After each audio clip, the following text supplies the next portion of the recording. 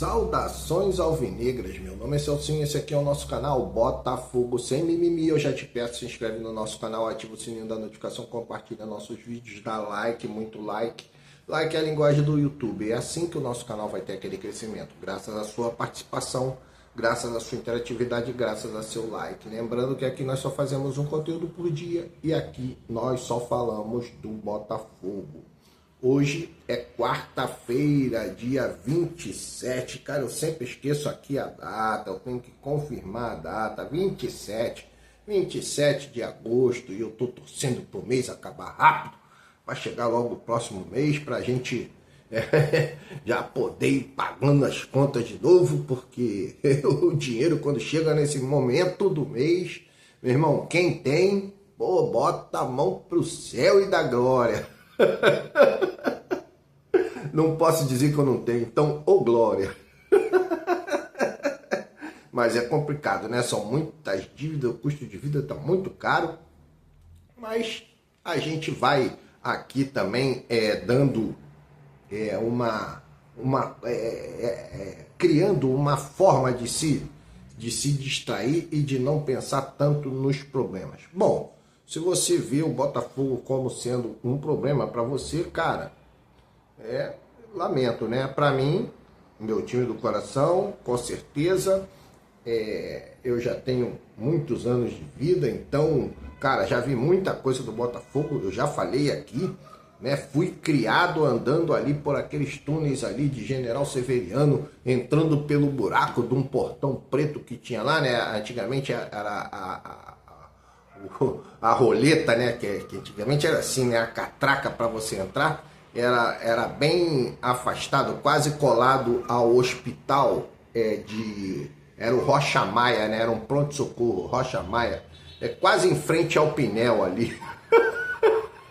Só maluco mesmo, né? A entrada o cara saía do Pinel para entrar no campo do Botafogo ali nos dias de jogos.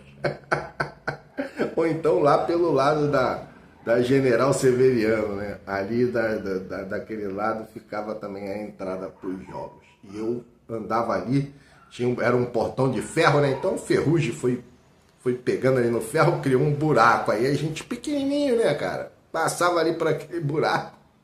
Às vezes o segurança corria, mas quando corria atrás da gente, os jogadores daquela época, né? Pô, eu peguei muito jogador ali, Afonsinho, Ney Conceição, Zequinha, vocês não devem nem lembrar disso, Zequinha, Roberto Miranda, Leônidas, Brito, cara, peguei muita gente boa do Botafogo, Paulo César Caju, Jairzinho, pô, entrei muitas vezes ali, né? E às vezes a gente ficava ali no portão principal, olhando os jogadores chegar, muitos chegavam até a pé, porque atravessavam o túnel ali do túnel novo, né? O chamado túnel novo de Copacabana para cá. Eles moravam tudo ali na mesma rua que eu, ali na Prado Júnior, em Copacabana. Então moravam tudo ali perto, né? Daquelas imediações. Se encontravam, inclusive, num bar ali na Belfor Roxo, esquina com Barata Ribeiro, ou então no Cervantes, né? Ali uma lanchonete bem tradicional ali na Zona Sul. Era ali o ponto deles, ficavam ali no Cervantes, ou então ali no bar da Belfor Roxo. Ali eles armavam um carteado, né? Ficava ali. Aí tinha muita gente de outros times também, porque todo mundo morava perto ali. Silva, do Vasco, Batuta, o seu Ademir Menezes, que inclusive era meu vizinho, né? Quando eu mudei para Belfor Roxo, eu morava no 1201 e o seu Ademir morava no 1101. Então, cara, muita gente mesmo, muita gente. Sem contar no meu grande padrinho, saudoso Pampolini. Poxa, aprendi muito, o Pampolini era meu mestre. Pra você ver que eu conheço muita gente do futebol do passado. Os de hoje não... Aí, cara, o Botafogo pra mim não é um problema, entendeu? Porque eu já vi muitas coisas dentro do Botafogo. Acompanhei muito. Bom, mas vamos lá. Cara, notícia muito interessante, muito boa. Ontem meu filho veio aqui pra casa, ele foi fazer um serviço, aí veio aqui para casa, pô pai, vou aí contigo. Aí veio, aí ele falou, cara, eu tô achando o seguinte, o Savarino, ele não vai embora não, ele vai ficar. Ele vai ficar e vou dizer, a mulher dele não vai deixar. Não vai deixar ele embora, a mulher dele não quer ir embora e não vai deixar. Eu falei, pô, você tem um ponto de vista importante, eu acho que ele vai ficar mesmo. E logo depois veio a notícia que meu filho fica aqui conversando e olhando o telefone, o tempo todo ele fica olhando o telefone, conversando, falando com os amigos do grupo de botafoguenses que ele tem.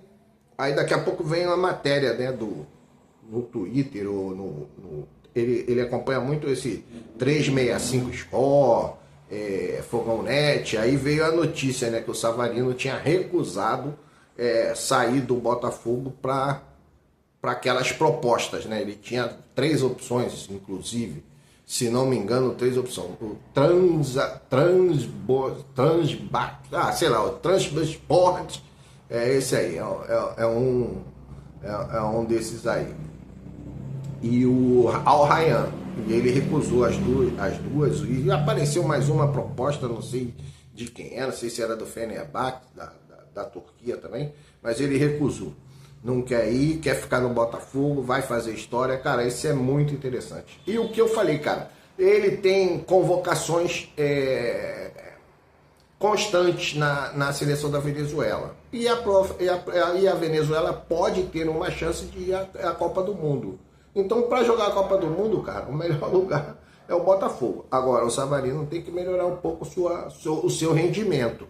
Talvez nessa convocação agora, para a janela de convocação, né, data FIFA, talvez ele nem seja convocado em virtude do baixo rendimento, né? O jogador tem que entender isso também. Não adianta nada ter um time de ponta de tudo e ter um baixo rendimento. Bom, então essa é a questão do Savarino vai ficar. A outra questão eu já tinha falado ontem, mas hoje já está no BID. Saiu ontem mesmo à noite, né, no BID, a notícia do André Bahia. André Bahia está contratado, já pode ir para o jogo hoje, provavelmente estará relacionado, porque é um jogador que vem jogando. O Volta Redonda parece que está na 2ª divisão, né? Está na Série B do Campeonato Brasileiro. Então, é um jogador que está em atuação. Não precisa de recondicionamento, não precisa de uma mini pré-temporada, não precisa nada disso. É chegar, treinar e ir para o jogo. Logicamente, num primeiro momento, não será titular, né? Temos aí a notícia de que o Caio Pantaleão está recuperado, mas talvez não vá para esse jogo. Não acredito que seja necessário forçar. Acredito que não seja necessário forçar. O Cuiabano parece que está em fase final. Também não acredito que vá ser relacionado para o jogo de hoje. E nós temos aí grandes possibilidades de termos um elenco mais completo, né? O elenco completo. Ficaria faltando apenas o quê? Ficaria faltando apenas o Bastos, né? Ficaria faltando apenas o Bastos. Eu acho que o Bastos é o caso mais sério dessas contusões e desses jogadores contundidos aí. Então nós temos essa grande alegria, né? Podemos dizer assim, uma grande alegria. Por quê? Porque no final, na reta final, pena que nós não tivemos esses jogadores contra a LDU. Cara, mas é águas passadas, o que passou, passou. Podemos focar na Copa do Brasil e podemos focar primeiro no G4 do Campeonato Brasileiro. É muito plausível, é muito alcançável o G4. Os clubes que estão na nossa frente são clubes que primeiro vamos ter o confronto direto, então aí já podemos tirar 3 pontos. E que vão ter muitas dificuldades também pelo caminho, né? Vão ter muitas dificuldades pelo caminho. O Bahia também já está em duas competições, né? O Bahia está em 2 competições. Então, cara, Bragantino não tem um elenco tão recheado assim que possa suportar até o final da temporada. Isso nós esperamos, né? O próprio Cruzeiro, que também está em 2 competições, né? Está na Copa do Brasil, está no Brasileiro. Então, isso aí são times que nós podemos alcançar. Mirassol, que não tem aquele elenco tão rechonchudo, né, tão recheado. São Paulo, que está em 2 competições. Então, por aí você vai vendo que há uma possibilidade. Há uma possibilidade realmente do Botafogo chegar primeiro no G4. Depois ver se consegue melhorar por conta da premiação, né? O G4 é uma coisa, o G3 é outra premiação. O G2 aí já depende aí de tropeço de Palmeiras e de Flamengo. Nós não devemos pensar nisso agora, né? Porque o elenco de Flamengo e Palmeiras é muito vasto, muito rechonchudo e muito qualificado. Então a tendência é que, e isso eu sempre falo, a tendência é que o time que tem um investimento pesado, bem feito, né, com jogadores de qualidade, né, e esse foi o nosso problema, na hora de escolher do scout indicar os jogadores, alguns equívocos foram cometidos, né, equívocos que no ano passado não foi. Né? No ano passado, o Textor ele começou com os jogadores de alto nível. Esse ano ele começou com Elias Manuel, Juan Cruz e Mastriani, embora eu gosto muito do Mastriani. Pode ser uma fase, mas é um jogador que sabe fazer gol. Mas começou mal, esses jogadores não renderam.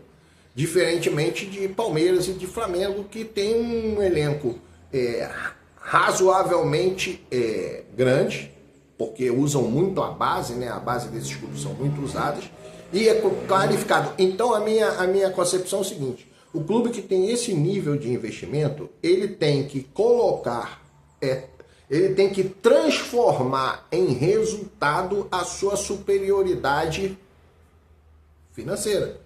A superioridade do seu elenco tem que ser transformada em resultado. E eles estão fazendo isso. O Felipe Luiz está usando muito bem bolas paradas, o Abel é um mestre das bolas paradas, é um sufoco. Então, cara, é muito difícil. Então nós podemos pensar, vamos pensar no G4, quem sabe G3, porque o terceiro colocado eu acho que é o Cruzeiro. E aí nós vamos depois torcendo, lógico, eu sou torcedor, vou torcer para eles caírem. E não torceram lá em 2023 para a gente quebrar? É isso aí, e a gente vai. Outra notícia também que eu quero dizer é a questão de contratações, né? Parece que mais uma vez um imbróglio, mas não vou ficar entrando nesses detalhes. E o John Textor parece que até o dia 29 é sexta-feira, né? Até o dia 29 não pode fazer nada, não pode contratar ninguém. Então vamos deixar as coisas do jeito que estão. Não vamos entrar nesse detalhe. Bom, mas vamos ao jogo de hoje. Jogo de hoje, Botafogo e Vasco, na concepção, né, do mando de campo, é Vasco e Botafogo. O primeiro confronto, vamos colocar assim, o primeiro confronto dessas quartas de finais, né?